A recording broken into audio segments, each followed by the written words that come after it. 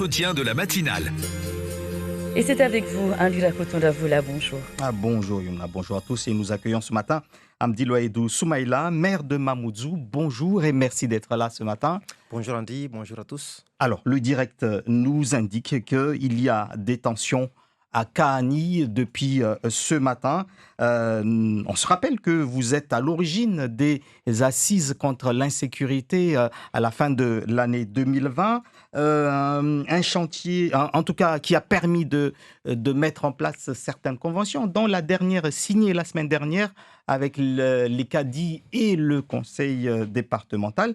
On a l'impression, monsieur le maire, que finalement, on signe des conventions, on essaye d'avancer, mais la situation demeure. Si vous me permettez, Andy, d'abord avoir une pensée à l'ensemble des habitants de ces localités où ils connaissent la violence depuis ce matin, d'ailleurs d'après les informations. Avoir également une pensée amicale à mon collègue et ami maire de Tsingoni. Oui, Andy, la situation à Mayotte, elle est difficile. Plus que compliquée. Mais ce n'est pas parce que la situation elle est difficile, ce n'est pas parce qu'elle est compliquée que nous devons baisser les bras. En tout cas, je ne suis pas moi, maire de Mamoudzou, engagé, élu pour baisser les bras. Nous allons continuer à proposer, nous allons collectivement trouver, et j'en suis persuadé, les assises, comme j'ai eu l'occasion de le dire, c'était un élément qui devait permettre à l'ensemble des forces vives de ce territoire de se retrouver, de prendre, de réfléchir ensemble les solutions pour nous permettre justement de lutter contre cette insécurité qui engraine, qui est là depuis, et peut-être quand la maison brûlait depuis toutes ces années, tous collectivement, nous avons regardé ailleurs. Maintenant, la situation, elle est telle que si nous ne faisons rien maintenant, aujourd'hui, mais c'est demain que nous préparerons. Pas. Donc, pour préparer l'avenir demain, pour préparer la sécurité, l'apaisement dans ce territoire de demain, c'est aujourd'hui et maintenant que nous devons continuer, en tout cas créer les conditions pour un territoire apaisé. Oui, la situation est difficile, mais nous devons continuer à y travailler. Alors, quand on revient sur les signatures de conventions, souvent les railleries viennent en disant « mais nous, c'est sur le terrain qu'on veut qu'il y ait des solutions, pas devant un papier signé ». Quand vous signez une convention avec les cadis et le conseil départemental, concrètement, ça va faire quoi? Est-ce que les cadis vont ramener les délinquants sur le droit chemin en les amenant à l'école coranique ou en les amenant vers les mosquées? Qu'est-ce qui va se passer? Parce que là, il y a une question du rôle des cadis dans cette affaire-là et des élus. Qu'est-ce que vous allez faire? D'abord, c'est une convention qui lie des institutions.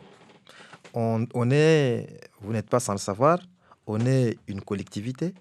CADI, donc à travers le conseil départemental, c'est une collectivité, donc c'est une institution. Pour travailler, pour mettre en commun nos institutions, nous sommes tenus par les règles, par les lois. Donc quand deux collectivités veulent travailler ensemble, c'est à travers des conventions qui permettent à tout et chacun de pouvoir prendre et assumer ses responsabilités. Mais encore une fois, je le dis de manière très simple. C'est ensemble. Moi, j'entends les critiques. Naturellement, on est dans un territoire démocratique. Il faut qu'il y ait des critiques pour nous permettre, nous, justement, de pouvoir finalement nous améliorer s'il y a lieu. Mais encore une fois, ce n'est pas les critiques qui nous feront reculer sur l'engagement, sur les intentions, sur ce que nous devons produire sur le terrain. Est-ce que, André, je vous pose une question aussi simple. Est-ce qu'il ne faudrait pas justement réfléchir à ce que, parce que la convention nous permet à la fois de voir dans quelle mesure nous allons travailler collectivement. Je me suis posé la question d'ailleurs ce matin en me disant, est-ce que le cadi ne devrait pas intervenir directement dans la classe? Là, on a parlé des madrasas quand on a signé la convention. Nous avons parlé des palachios, donc les écoles coraniques. Maintenant, le cadi. Est-ce qu'il ne faudrait pas que le cadi aille directement dans l'école laïque, qu'il y ait un créneau réservé dans l'école primaire des écoles qui sont dans ces délinquants-là, est-ce qu'ils ils ne vont pas à l'école coranique, ils ne vont pas à l'école laïque souvent. Il ne faut pas... Il y en a certains, André, nous connaissons la violence dans et aux abords des écoles. Mais l'enjeu ici, ce n'est pas d'attendre qu'il y ait des problèmes pour intervenir. C'est justement les prévenir.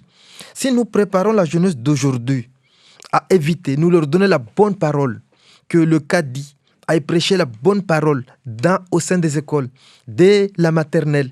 C'est aussi justement nous prévenir Il y que a un problème de cette jeunesse, laïcité sur cette. ça n'a rien à voir. On est dans une situation, comme je l'ai dit, nous avons laissé faire. Si maintenant la solution, ça n'a rien à voir. Là, je n'ai pas dit qu'il amène le Coran pour aller lire à l'école.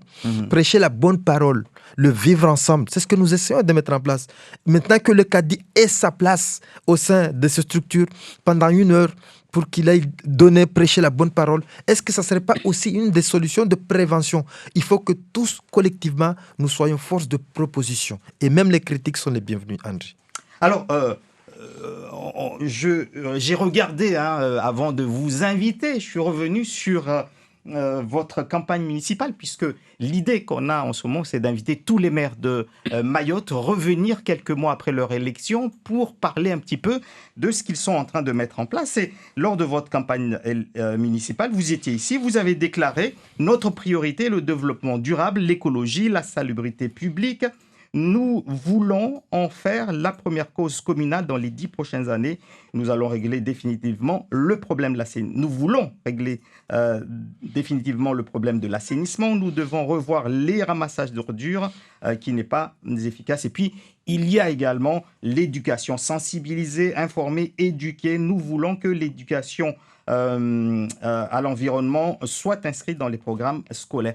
Vous en êtes où de tout ce programme-là? D'abord, vous avez raison de regarder en tout cas les engagements que nous avions pris pendant les campagnes électorales. C'est des éléments importants. D'ailleurs, je vous inviterai même à l'afficher ici pour qu'on puisse après faire le bilan. J'ai eu la discussion avec les recteurs. Ça se travaille. L'idée, de son, elle suit sa route. Inscrire le développement durable dans les programmes scolaire doit être un élément important pour la préservation de nos écosystèmes ici sur le territoire. Si nous ne le faisons pas aujourd'hui, encore une fois, ça sera comme la violence. Demain, ça sera tout Mayotte qui disparaîtra. On est sur une île avec le réchauffement climatique que nous connaissons, avec les marées qui montent. Si nous ne faisons rien aujourd'hui, c'est demain que nous sommes en train de le prendre en otage. Premier élément. Deuxième élément, la propreté proprement dite. Nous avons aujourd'hui un bureau d'études qui nous accompagne. Nous l'avons déjà acté lors du premier conseil municipal.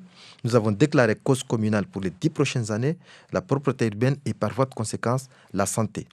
Avec la directrice de l'ARS, nous allons très prochainement signer la convention, donc le contrat local de santé. La propreté urbaine, nous avons aujourd'hui un bureau d'études qui nous accompagne. À la fois pour savoir combien ça va nous coûter sur 10 ans, le plan d'action, comme vous l'avez dit, l'information, la sensibilisation. Parce que moi, je le dis, et je fais partie de ceux qui pensent que continuer à ramasser, c'est parce que c'est déjà trop tard. Le curatif ne peut pas être l'alpha et l'oméga de nos politiques publiques ici. Sensibiliser bien en amont pour que dans 10 ans... Moi, je prends toujours cet exemple, André. Pourquoi ici, à Mayotte, quelqu'un qui prend l'avion, Siti Daroussi prend l'avion, elle arrive à La Réunion, elle arrive à Paris, à Roissy, avec la bouteille d'eau qu'on lui a donnée dans l'avion.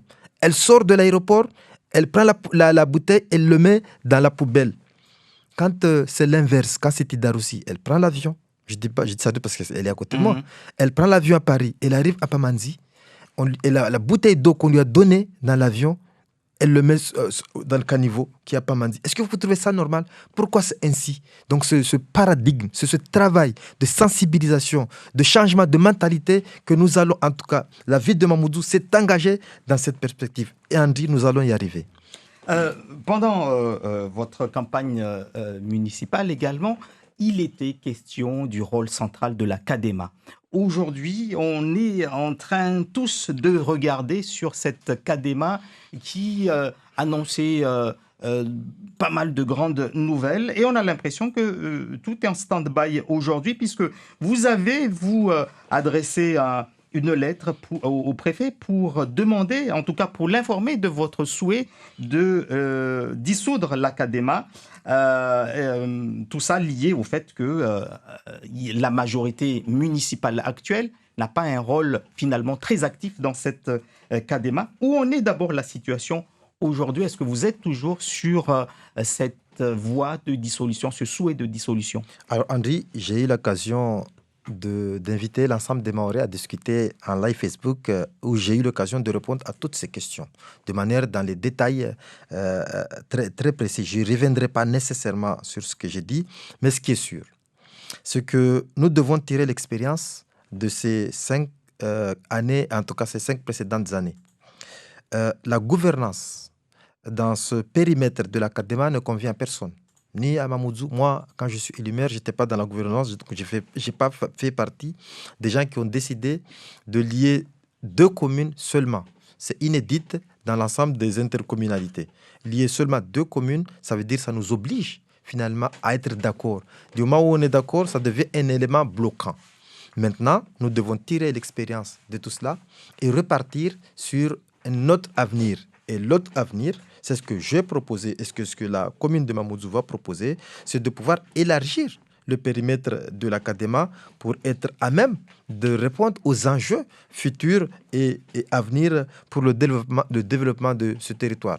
L'intercommunalité à 2 communes, ça n'existe nulle part ailleurs. Une intercommunalité à 2 communes, ça pose des problèmes et finalement, ce qui s'est passé en début de cette mandature nous prouve que nous devons réfléchir autrement et c'est dans cet état d'esprit vraiment simple que nous essayons de élargir, faire élargir donc oui, c'est ce que nous ouvrir. C'est ce que nous proposons. Élargir, comme j'ai eu l'occasion de le dire la dernière fois, le Mamoudzou, la ville-centre de Mayotte, nous avons proposé, j'ai eu une discussion avec le maire de Mbéni, j'ai eu une discussion dernièrement, c'est la semaine dernière avec le préfet, avec le président de la CADEMA, avec l'idée qui est très simple. Construisons le grand pôle urbain, en gros je l'ai appelé comme ça, le grand pôle urbain de demain, qui peut-être permettra à un certain nombre d'autres collectivités, d'autres communes, de s'intégrer au sein de la CADEMA pour nous permettre encore une fois de pouvoir relever les défis de demain. On changerait du coup de présidence, on changerait tout, on remettrait tout à plat. Ça, c'est des éléments secondaires. Le plus important, c'est un projet de gouvernance, notre périmètre avec des enjeux qui seront définis et après la gouvernance en elle-même, c'est un sujet secondaire. Et au niveau calendrier, vous voyez ça comment puisque ce qui est sûr, c'est qu'on y travaille. On y travaille, nous sommes mobilisés tout est sensibilisés. En stand-by, du coup, du tout, André. Les gens font souvent la confusion. C'est pas, je le dis de manière toujours simple, c'est pas parce qu'il y a eu dissolution du SMIAM qu'il n'y a pas construction des écoles. C'est pas parce qu'il n'y aura pas CADEMA proprement dite avec 2 communes ensemble, qu'il n'y aura pas les projets structurants qui avaient été commencés. J'ai eu l'occasion de le dire la dernière fois. Et comment est-ce que le transport en commun, André, Caribus a commencé où? La ville de Mamoudzou, en 2012. Il n'y avait pas la CADEMA. Ce n'est pas parce qu'il y a eu la CADEMA que le projet s'est arrêté. Il peut y avoir ce projet de transport en commun qu'on appelle Caribus aujourd'hui dans cet ensemble de ce nouvel périmètre. Donc, ça ne remet en rien en cause finalement tous les projets structurants qui sont engagés. Alors, en tout cas, j'ai invité le président de la CADEMA à venir s'exprimer ici lundi. Oui. Je l'ai invité, j'attends donc confirmation de sa venue ou pas, puisque il souhaitait que vous vous exprimiez avant et comme ça il pourra également s'exprimer. Vous aurez pu nous inviter tous les deux. C'est un ami, on travaille ensemble. On le fera. En tout cas, on lui proposera également cela dans les prochaines éditions. Merci. En tout cas, il nous reste 1 minute, Monsieur le maire. On vous a entendu parler de cette CADEMA. Donc, pour vous, le Caribus n'est pas remise en cause. Aujourd'hui, après quelques mois à la tête de la mairie de Mamoudzou, quelles sont les difficultés sur lesquelles vous butez encore et sur lesquelles vous aimeriez peut-être déverrouiller certaines... Les difficultés, ils sont nombreux. La sécurité, la propriété urbaine, l'aménagement territorial. Mais qu'est-ce qui vous empêcherait aujourd'hui de résoudre, ou en tout cas de... Non, en réalité, comme vous l'avez dit tout à l'heure, nous avons pris des engagements, nous avons un programme, nous sommes en train de mettre en place nos équipes opérationnelles, de réorganiser nos services. Donc, nous sommes en train de poser les feuilles de route et à partir de là, nous sommes en train de finaliser notre projet de ville projet de territoire pour les 20-30 prochaines années. Donc, la machine est en route. De temps en temps, nous repassons dans l'ensemble de nos villages pour rendre compte finalement de notre action. Donc, on n'a pas de blocage particulier. Donc, c'est un travail qui est là, qui se fait. Nous sommes engagés dans cette mandature. Et d'ailleurs, je remercie l'ensemble des agents, l'ensemble des élus qui accompagnent cette démarche, cette dynamique nouvelle que nous mettons en place pour le bien-être de nos concitoyens.